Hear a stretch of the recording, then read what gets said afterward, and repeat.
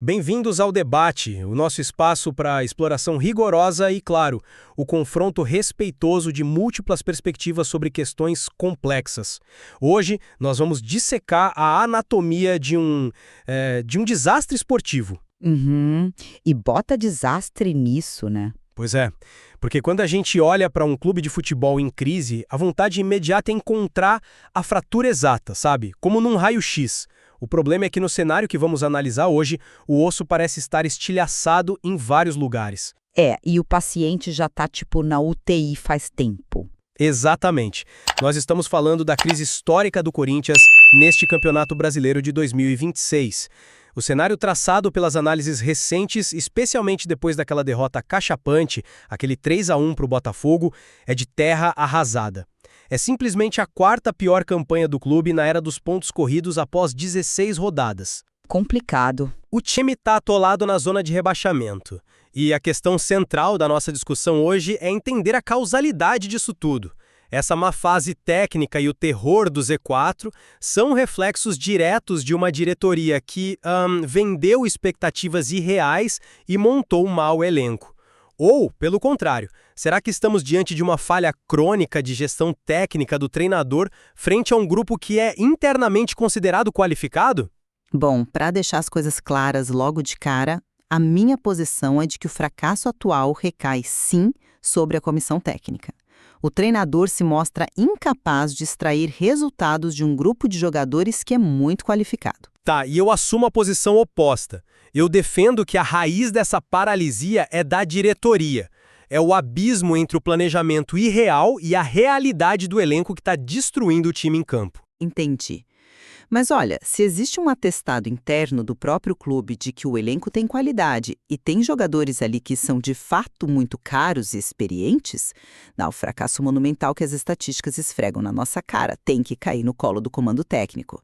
O Fernando Diniz está se mostrando, sabe, incapaz de traduzir talento nominal em execução prática, em vitórias. Mas espera aí. Vamos começar dissecando essa narrativa da qualidade do elenco. Porque, para mim, a crise atual não é um acidente de percurso tático. Ela é a consequência matemática de uma mentira institucional. Mentira institucional? Sim, a diretoria começou o ano vendendo para o torcedor e para a imprensa um discurso oficial de brigar pelo título, ou, no mínimo, por uma vaga direta na Libertadores. Mas o que eles entregaram para o Diniz disputar essa meta... O pior ataque do Brasileirão? Os números ofensivos são bem ruins. Ruins. São 14 gols em 16 jogos. Uma média de 0,87 gol por partida. Isso não é um defeitinho tático, entende? Você não tem uma média abaixo de um gol por jogo simplesmente porque o técnico escalou mal o ponta esquerda num domingo qualquer. Você tem essa média porque o elenco sofre de uma deficiência crônica de criatividade e poder de fogo. É um número assustador, com certeza. Assustador e revelador. A diretoria prometeu uma Ferrari e entregou um carro com um motor fundido. E agora exige que o piloto ganhe a corrida. Olha, eu não compro essa ideia de isentar o piloto quando é ele quem tá jogando o carro no mudo toda semana, sabe?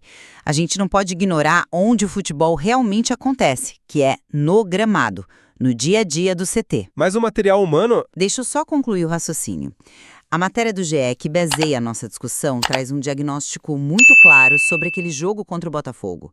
O time perdeu de 3-1, parecendo uma equipe passiva, sem resposta. O texto usa uma frase lapidar. Eles dizem que a derrota prolonga a agonia. Se o elenco tem peças de seleção, jogadores que já provaram seu valor em outros contextos, e o time só tem 4 vitórias em 16 rodadas, a gente não está falando de um planejamento que ficou um pouco abaixo da expectativa? Tá, mas... A gente está falando de um colapso de execução sob o comando do Fernando Diniz. É gestão de campo. Você está atribuindo a culpa de um elenco desequilibrado ao Diniz apenas porque ele é o cara na beira do campo? Vamos usar uma analogia aqui para entender o mecanismo desse fracasso. Imagina que você contrata um chefe de alta gastronomia, conhecido por pratos extremamente complexos. Tá. Ok, tô acompanhando. E aí você exige que ele faça um soufflé francês perfeitamente aerado. Mas você só entrega para ele um micro-ondas e ingredientes fora da validade. A culpa do soufflé murchar não é da técnica do chefe. A culpa é de quem fez as compras. A diretoria contratou o Diniz, um técnico que exige saída de bola limpa, aproximação, um nível altíssimo de refinamento, mas entregou um elenco que nitidamente não tem a característica para executar isso sob pressão. Nossa, o seu exemplo do soufflé é excelente, mas sinceramente, ele ilustra o meu ponto, não o seu. Como assim? Porque se o chefe de elite percebe que só tem um micro-ondas e ingredientes medianos, o que um profissional pragmático faz? Ele não tenta fazer o soufflé e deixa os clientes passarem fome. Ele faz um ensopado robusto, sabe? Algo funcional que alimenta todo mundo e garante a sobrevivência do restaurante. Mas a diretoria... A teimosia tática do Diniz é exatamente tentar forçar o soufflé no micro-ondas, rodada após rodada. O diagnóstico analítico mostra que o time sofreu os gols contra o Botafogo exatamente por desorganização no balanço defensivo e, principalmente, exposição na saída de bola. Você tem 18 pontos em 16 jogos, um aproveitamento de 37%. O que é péssimo. É horrível. E um treinador não precisa do melhor elenco da América do Sul para bater uns 45% de aproveitamento e sair do Z4. Ele só precisa organizar a casinha e jogar o futebol de sobrevivência que a situação exige. Mas como você organiza a casinha e adota um futebol de sobrevivência quando a cultura institucional do clube impede que os jogadores aceitem a realidade? Cultura institucional. Sim, isso me leva à mecânica psicológica dessa crise. A dissonância entre a promessa da diretoria e a tabela do campeonato destruiu a mente desse time. Olha para a entrevista do Hugo Souza. O goleiro titular vira para os microfones com o time atolado na zona de rebaixamento e solta essa pérola aqui, aspas para ele. Não podemos pensar na hipótese de estar brigando por rebaixamento. Não existe isso. É uma frase de uma negação absurda mesmo. É uma negação tóxica. Como o time vai vestir um macacão de operário para lutar contra a queda se a própria diretoria incutiu neles que eles são um time de libertadores? O jogador entra em campo não para disputar os 3 pontos que vão salvar o time da Série B, mas carregando o peso de uma camisa que disseram para ele que seria campeã. A frustração do analista e até do torcedor na arquibancada vem de ver um time que parece não ter entendido o tamanho do buraco em que se meteu. O planejamento megalomaníaco criou uma armadilha psicológica. Os músculos travam, a bola queima no pé, porque admitir que estão lutando contra o rebaixamento significa admitir o fracasso total do projeto. Olha, eu concordo plenamente que há um componente psicológico travando os músculos dos jogadores. Mas, de novo, eu pergunto, de quem é a responsabilidade de gerenciar a temperatura do vestiário e blindar o elenco dessa pressão externa? É do treinador. Mas ele não faz milagre. Para os jogadores.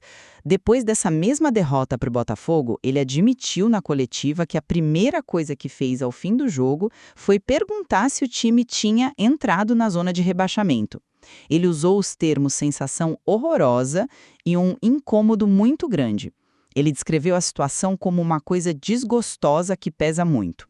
O que é apenas a constatação de um ser humano lidando com uma crise estrutural absurda. Não é a constatação de um técnico que está sendo engolido pela pressão em vez de absorver essa pressão. Se o seu líder, o cara que deveria passar confiança tática para você jogar um futebol complexo, vai para o microfone transbordando que está sentindo uma sensação horrorosa, como fica a cabeça do volante? Aquele cara que precisa receber a bola de costas para a marcação na entrada da própria área. É um risco do modelo dele, eu sei. É aí que a tática e a psicologia colidem feio. O modelo do Diniz exige coragem, exige que o jogador não se esconda do passe. Mas com um ambiente pesado, sob a sombra do rebaixamento, o jogador instintivamente se esconde, entende? O time se espaça, os passes começam a errar o alvo por metros. A incapacidade do Diniz de ler o vestiário e simplificar o jogo para recuperar a confiança desses atletas é a verdadeira fratura exposta aqui. Ele exige coragem tática de um grupo que está psicologicamente aterrorizado. Aterrorizado por fantasmas que não foi o Diniz que criou. O peso que amassa esse elenco hoje não é apenas a tática da semana, é o peso da história de um clube que já ruiu outras vezes pelos exatos mesmos erros diretivos. Se vamos falar de causalidade, a gente precisa olhar para os dados históricos que o GE trouxe. Tá, vamos para os dados históricos então. A campanha atual, esses famigerados 18 pontos, só não é pior do que as campanhas em que o clube viveu seus maiores pesadelos, anos como 2006, 2023, 2024. Mas o que realmente salta aos olhos é a comparação com 2007, que foi o ano fatídico do rebaixamento. Ah, o ano em que eles tinham mais pontos do que agora nessa mesma rodada? Exatamente isso. Na mesma 16ª rodada de 2007, o Corinthians tinha 20 pontos. 2 pontos a mais do que a equipe de hoje comandada pelo Diniz. E o que isso nos ensina sobre a mecânica de um rebaixamento? Ensina que ter uma vitória a mais ou a menos nessa altura, arrancar 3 pontos num detalhe tático, não é o que salva um clube quando as fundações do projeto estão podres. Você acha que a estrutura já ruiu completamente? Sim. Em 2007, a diretoria contratou mal, trocou técnicos desesperadamente, montou um elenco desequilibrado e iludiu a torcida. O rebaixamento não foi um erro de quem estava no banco, foi o resultado inevitável de um colapso administrativo. A simetria estrutural com 2026 é aterradora. A gravidade puxa o time para baixo, independentemente do esquema tático do treinador. Essa é uma leitura fascinante, confesso, mas é completamente fatalista. Você está usando a história como uma sentença de morte inegociável, só que a própria história desmente a sua tese. Como desmente? Você focou em 2007. Mas o que aconteceu em 2024? Em 2024, na exata mesma rodada 16, o Corinthians tinha apenas 12 pontos. 6 pontos a menos do que o time tem hoje, e amargava a zona de rebaixamento de forma ainda mais severa. E o clube não caiu, o clube sobreviveu na Série A. Como você explica esse fenômeno se o planejamento e a diretoria supostamente já tinham selado o destino do ano? Sobreviver na Bacia das Almas não validam o planejamento, pelo contrário, mostra que a diretoria já errava de forma crônica. Não valida o planejamento inicial, lógico, mas valida a minha tese central. O que define se você cai ou se você se salva não é o erro original do presidente em janeiro. É a capacidade de reação técnica da comissão ao longo do campeonato. Em 2024, teve um diagnóstico interno rápido, uma mudança drástica de postura em campo e a comissão técnica encontrou uma forma de extrair pontos essenciais de um elenco bem limitadinho. Se o time de 24 sobreviveu com 12 pontos, os 18 pontos de 2026 provam que a salvação está totalmente nas mãos da comissão técnica. O Diniz tem margem, ele tem as peças. O que falta é a humildade de entender o momento e a capacidade tática de consertar os vazamentos em vez de reclamar que o barco não é o iate que prometeram para ele. Eu não estou dizendo que o destino está selado misticamente. Eu estou dizendo que o contexto estrutural dita os limites do que o campo pode resolver. Vamos analisar concretamente o que você está pedindo do Fernando Diniz. Você diz organizar a casinha. Sabe o que isso significa na prática num clube sob essa pressão? Significa retrancar o time, jogar por uma bola. Sim, ser pragmático. O problema é que, primeiro, a diretoria trouxe o Diniz especificamente para fazer o oposto. A ideia vendida era de domínio, futebol propositivo. E segundo, você tem o pior ataque do campeonato.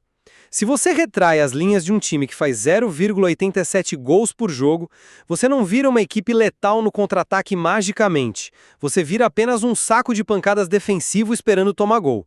Os atacantes desse elenco não têm velocidade de transição. Mas a bola bate e volta não pela falta de velocidade, e sim porque o posicionamento ofensivo sem bola é caótico, sabe? O futebol não é pebolim, onde as peças só andam para frente ou para os lados. Mas o posicionamento depende das características dos jogadores. E características são compradas pela diretoria, né? Claro, mas voltemos ao diagnóstico do próprio clube. Se o elenco é qualificado, um técnico do calibre do Diniz precisa encontrar soluções híbridas. Contra o Botafogo, o time não perdeu porque tentou ser reativo e falhou. Perdeu porque foi dominado num misto de passividade e teimosia na saída curta que só atraiu a pressão para dentro da própria área. A pressão alta do Botafogo é terrível mesmo. Exatamente. O Botafogo de 2026 é letal na pressão alta, todo mundo sabe disso. Foi uma escolha suicida.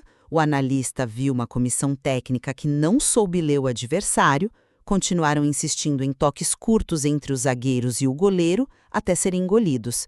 Isso causou um desespero profundo no torcedor.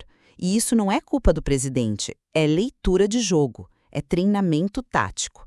É bem interessante você mencionar o desespero do torcedor assistindo a essa saída de bola, porque isso revela muito sobre o núcleo do nosso debate. O torcedor entra em desespero porque vê um time tentando ser uma coisa que não é. Exato.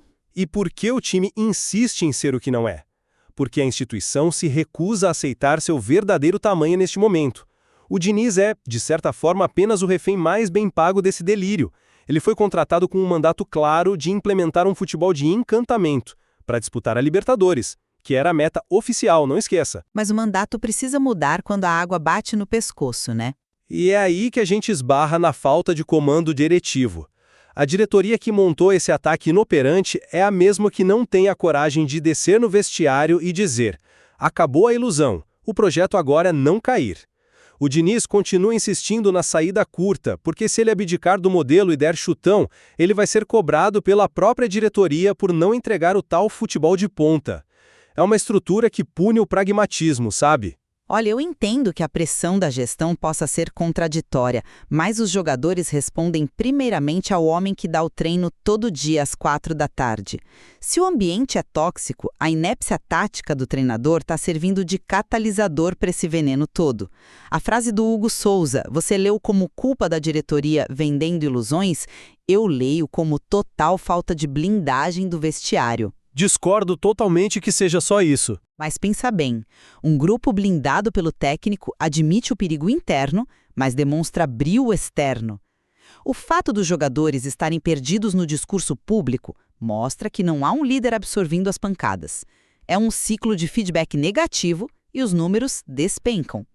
Bom, acho que chegamos a um ponto de intersecção que é inescapável para nós dois. Estamos descrevendo um ciclo vicioso, absolutamente letal. A diretoria constrói um elenco disfuncional e define metas inatingíveis. O técnico tenta aplicar um sistema complexo com peças que não se encaixam e falha. Os resultados ruins empurram o time para o Z4, o que gera aquele trauma psicológico que a gente falou. E com a mente travada, os jogadores passam a errar o básico, o que piora a tática. Tático, e a fragilidade tática amplia a pressão criada pelo planejamento. E a grande questão prática agora, o teste de fogo para as nossas duas teses, está logo ali na esquina. O calendário não perdoa. O calendário não perdoa a crise institucional. O clube tem pela frente os jogos contra o Peñarol, fora de casa pela Libertadores, e logo em seguida um confronto pesadíssimo contra o Atlético Mineiro pelo Brasileirão. É o caldeirão perfeito, Montevidéu e depois a urgência dos pontos corridos. Exato. E é nesses dois jogos que nós veremos se a tese da correção de rota ainda tem espaço. Se o Fernando Diniz e sua comissão conseguirem simplificar o processo, estancar a sangria defensiva e fazer o time, no mínimo, competir com intensidade sem a bola, ele prova que a recuperação é tática. Prova que o time pode ter o mesmo arco de redenção sofrida que teve lá em 2024. E, na minha visão, se o time sucumbir nesses confrontos com a mesma apatia, demonstrando aquele desespero com a bola nos pés, aí ficará cristalizado que nenhum curativo tático resolve uma artéria cortada pela diretoria.